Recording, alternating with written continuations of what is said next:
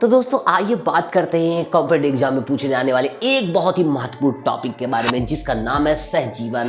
वास्तविकता में ये सहजीवन होता क्या है? तो दोस्तों सहजीवन के बारे में अगर मैं आपको बताऊं तो ये कुछ इस प्रकार है। दो प्राणी या दो पौधे एक दूसरे के ऊपर इस प्रकार डिपेंडेंट रहते हैं कि किसी एक के पास एक चीज की अभाव रहती है तो दूसरा उसकी पूर्ति कराता है, और दूसरे के पास उसकी अभाव रहती है तो दूसरा वाला उसको पूर्ति करा देता है। तो इसके लिए एक बेस्ट एग्जाम्पल की हम बात करते हैं लाइकेन। लाइकेन जो पौधा है दोस्तों, लाइकेन पौधे में दो सहजीवियों का निवास होता है। तो इन दो सहजीवियों का नाम जान लेते हैं। पहला होता है शैवाल, दूसरा होता है कवक। तो दोस्तों ये एक दूसरे से किस प्रकार सहजीवी संबंध स्थापित करते हैं, आइए इसको समझ लेते हैं। सबसे पहले जो शैवाल होता है, शैवाल प्रकाश संश्लेषण द्वारा भोजन बना सकता है, और जो कवक होता है वह भोजन नहीं बना सकता है। कवक के पास अपना खुद का घर होता है, जबकि शैवाल के पास ऐसा नहीं है। शैवाल भोजन बना सकता है, कवक के पास घर है। तो दोस्तों ये दोनों अगर अकेले अकेले रहें तो ना ये रह पाएगा ना ये भोजन खा पाएगा।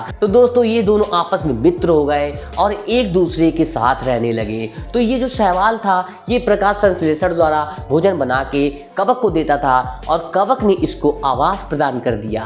तो दोस्तों आइए बढ़ते हैं दूसरे एग्जाम्पल की ओर, जो कि होगा एक राइजोबियम नामक जीवाणु का एग्जाम्पल। तो राइजोबियम नामक जीवाणु ये पाए जाते हैं फलीदार फसलों के जड़ों में। तो दोस्तों आप देखे होंगे जिसमें दो फलियां पाई जाती हैं, जैसे चना, मटर, सेम। दोस्तों इस प्रकार के पौधों के जड़ों में ये राइजोबियम नामक जीवाणु पाए जाते हैं। दोस्तों वास्तविकता में देखो, पौधों को बहुत सारे नाइट्रोजन की आवश्यकता होती है, जो कि प्रकृति में उपस्थित जो नाइट्रोजन गैस है इससे इनकी पूर्ति नहीं हो सकती है दोस्तों। तो राइजोबियम जीवाणु दोस्तों करते क्या है, सबसे पहले ये जान लेते हैं। ये इन पौधों की जड़ों में रहते हैं। इन जड़ों में रहकर ये नाइट्रोजन का स्थिरीकरण कर देते हैं, नाइट्रोजन गैस को विलेय अवस्था में परिवर्तित कर देते हैं। क्योंकि दोस्तों पौधे जो होते हैं ये विलेय अवस्था में ही नाइट्रोजन को ग्रहण करते हैं, और नाइट्रोजन एक बहुत महत्वपूर्ण पदार्थ है पौधों के लिए। तो दोस्तों इस प्रकार जो पौधे होते हैं वो नाइट्रोजन की आवश्यकता पूर्ति हो जाती है, और दोस्तों इनमें किसी प्रकार की कोई खाद या किसी प्रकार की नाइट्रोजनी सामान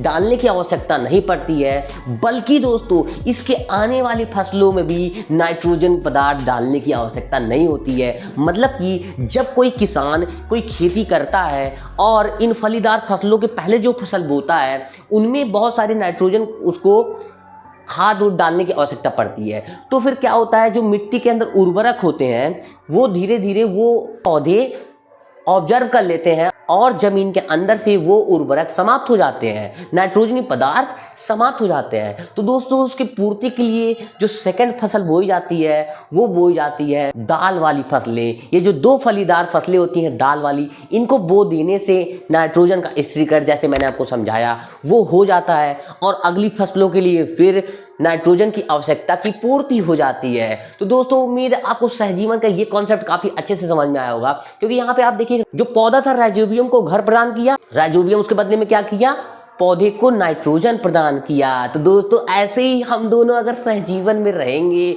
आप लाइक करेंगे, हम आपको कंटेंट प्रदान करेंगे, तो दोस्तों दोनों लोग ग्रोथ के साथ आगे बढ़ते रहेंगे। तो इसी के साथ मैं कहना चाहता हूं कि आप वीडियो को लाइक कर दीजिए, इससे हमारा सहजीवी संबंध स्थापित हो जाएगा, और मैं भी ग्रो करूंगा, आप भी ग्रो करेंगे, मौज ही मौज हो जाएगा। तो मिलते हैं नेक्स्ट वीडियो में।